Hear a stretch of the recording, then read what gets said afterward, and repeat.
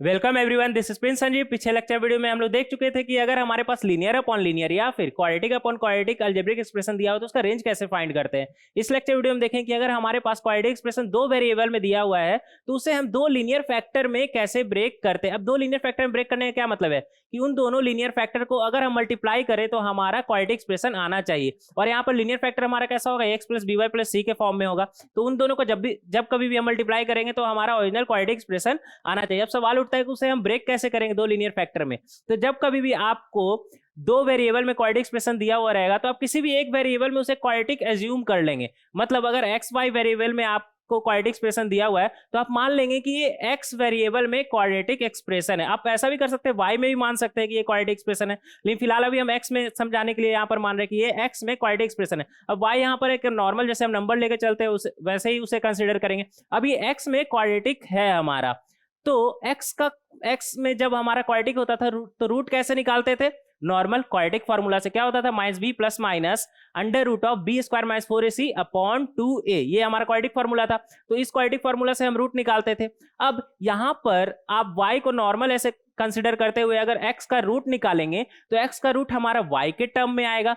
अब x का root हमारा y के टर्म में आएगा और आप यहाँ पे चाहते हैं कि एक लीनियर आए, तो लीनियर आने के लिए ये जो रूट लगा हुआ है हमारा बी स्क्वायर माइनस 4ac के अंदर, तो रूट ही होगा, ये रूट के अंदर ही है ना इस बी स्क्वायर माइनस 4ac। तो ये जो रूट लगा हुआ है हमारा वो हट जाना चाहिए। अब रूट कैसे आएगा, हटेगा, हमारा अंदर परफेक्ट स्क्वायर होना चाहिए। अब अंदर परफेक्ट स्क्वायर होगा तभी हमारा रूट हटेगा, तभी ये लीनियर बनेगा। तो अब हमें रूट हटाना है, तो रूट हटाने के लिए अंदर में कैसा होना चाहिए, हमारा परफेक्ट स्क्वायर। और अंदर में है क्या हमारा, एक तरह से y में क्वाड्रेटिक है, तो अंदर में एक परफेक्ट स्क्वायर बने और अंदर में क्या है हमारा y में क्वाड्रेटिक।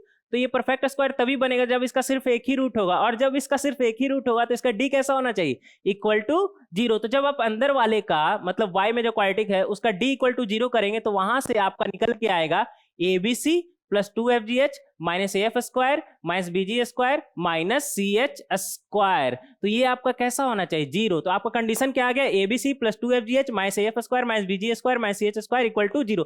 तो जब कभी भी आपको बोलेगा क्वेश्चन में कि पता करिए कि ये दो लीनियर फैक्टर में ब्रेक हो सकता है कि नहीं, तो आप क्या चेक करेंगे, abc plus 2fgh minus af square minus bg square minus ch square equal to 0। तभी ये दो लीनियर फैक्टर में ब्रेक हो सकता है। क्यों, क्योंकि ये 0 होगा तभी तो अंदर में एक परफेक्ट स्क्वायर बनेगा, तभी तो वो रूट हटेगा और लीनियर में बनेगा हमारा सारा कुछ।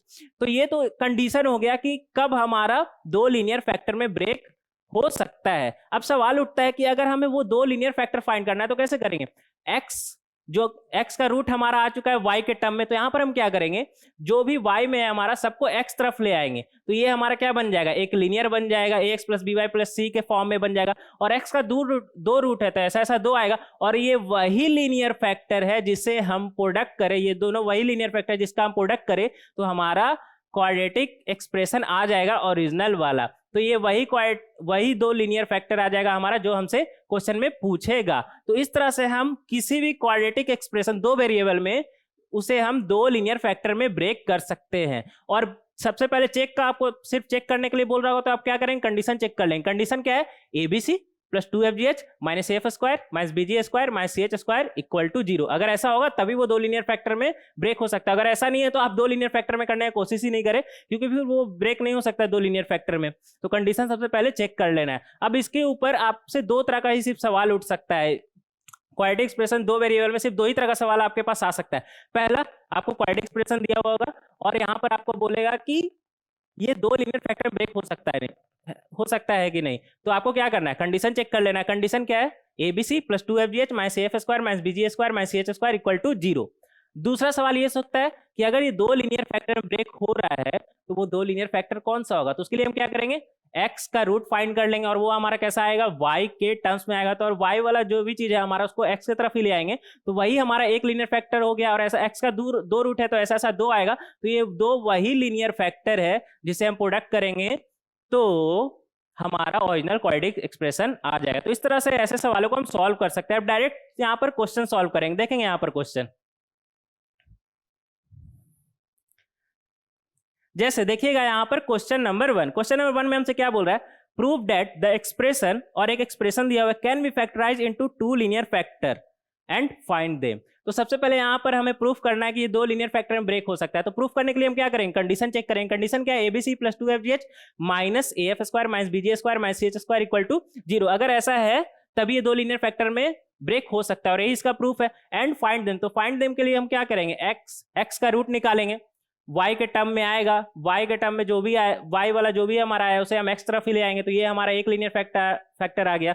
और ऐसा ऐसा दो होगा, x का दो रूट होता है तो ऐसा ऐसा दो होगा, तो हमारे पास दो लीनियर फैक्टर निकल के आ जाएगा। और इसे हम दो लीनियर फैक्टर में का प्रोडक्ट अगर हम करें तो हमारा ओरिजिनल क्वाड्रेटिक एक्सप्रेशन आ जाएगा। हमसे पूछा क्या है यहाँ पर, सबसे पहले तो प्रूफ करने के लिए बोला है, तो प्रूफ के लिए कंडीशन है और फाइंड देम के लिए इस तरह से हम फाइंड कर सकते हैं कि वो दो लीनियर फैक्टर कौन सा होगा।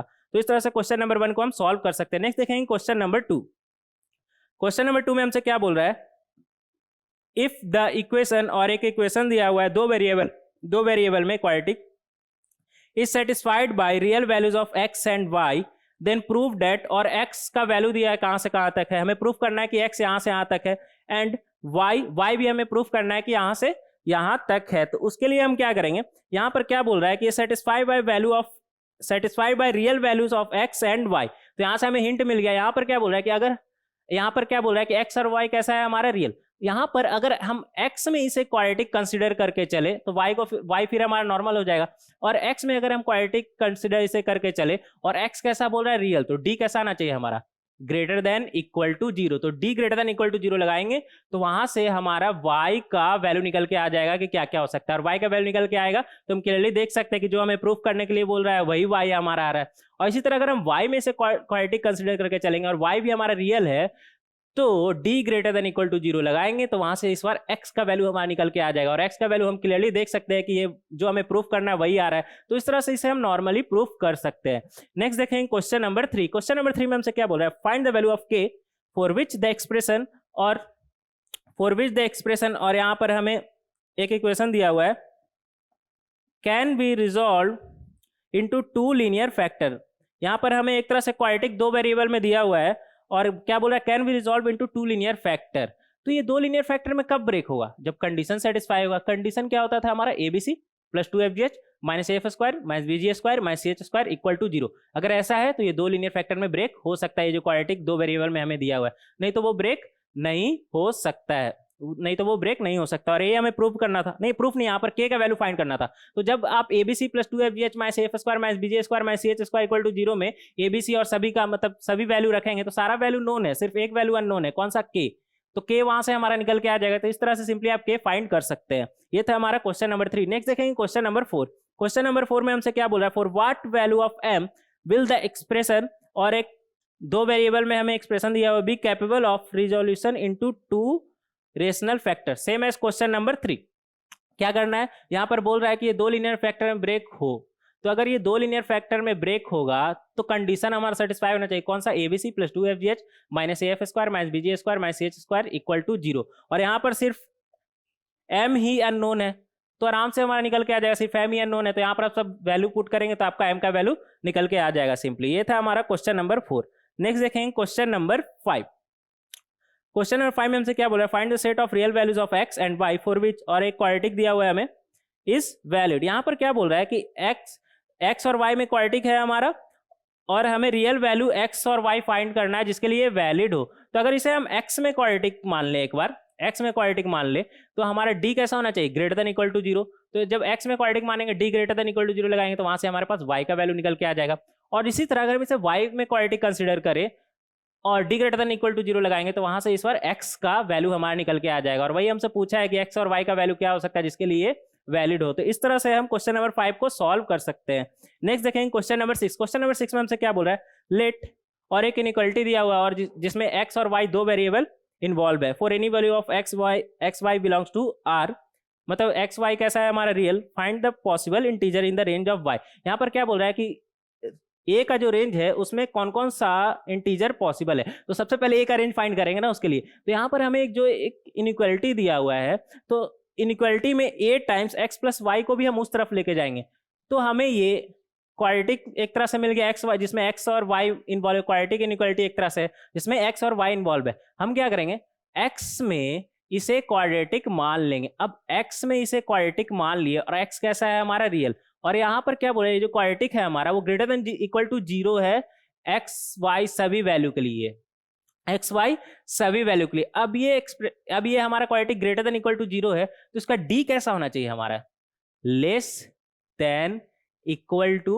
0। तो आप D less than equal to 0 लगाएंगे तो वहां से आपका, और उसे आगे और थोड़ा सिंप्लीफाई करेंगे तो वहां से आपका ए का वैल्यू निकल के आ जाएगा। तो ए का जो रेंज आएगा उसमें देख लीजिएगा इंटीजर कौन कौन सा है, वही हमारा पॉसिबल इंटीजर हो जाएगा। तो इस तरह से आप क्वेश्चन नंबर 6 को सॉल्व कर सकते हैं। नेक्स्ट देखेंगे क्वेश्चन नंबर 7। क्वेश्चन नंबर 7 में हमसे क्या बोला, if A square plus B square plus A B minus 4 equal to 0 where A B belongs to real number, find integral value of A and B. इसमें भी क्या करना है हमें, एक तरह से ए और बी का रेंज फाइंड करना और उसमें देख लेंगे क्या क्या इंटीजर आ रहा है। तो ए और बी का रेंज फाइंड करने के लिए हम क्या करेंगे, इसे एक बार मान लेते हैं कि ये हमारा ए में क्वाड्रेटिक है। अब ए में क्वाड्रेटिक है और ए कैसा है हमारा रियल, क्या लगाएंगे, D greater than equal to 0, D greater than equal to 0। तो जब आप D greater than equal to 0 लगाएंगे तो वहां से आपके पास बी का रेंज निकल के आ जाएगा। अब बी का रेंज निकल के आ गया है तो देख लेंगे बी में कौन कौन सा इंटीजर आ रहा है। उसी तरह अगर आप इसे बी में क्वाड्रेटिक माने तो वहां पर भी आप D greater than equal to 0 लगाएंगे, क्यों, क्योंकि बी भी हमारा कैसा है, रियल। तो वहां से इस बार हमारा क्या निकल के आ जाएगा, निकल के क्या आ जाएगा, ए का रेंज। अब ए का रेंज आ चुका है तो देख लेंगे उसमें कौन कौन सा इंटीजर है, और यहाँ पर यही पूछा है integral value of A and B. तो ए भी हम, ए का रेंज आ चुका है, बी का रेंज आ चुका है, तो उसमें इंटीग्रल देखना कौन सा बड़ा बात है, वो आप डायरेक्ट देख के बता देंगे। तो इस तरह से क्वेश्चन नंबर 7 को भी हम सॉल्व कर सकते हैं। नेक्स्ट लेक्चर वीडियो में देखेंगे लोकेशन ऑफ रूट्स। मिलते हैं नेक्स्ट लेक्चर वीडियो में। Thank you.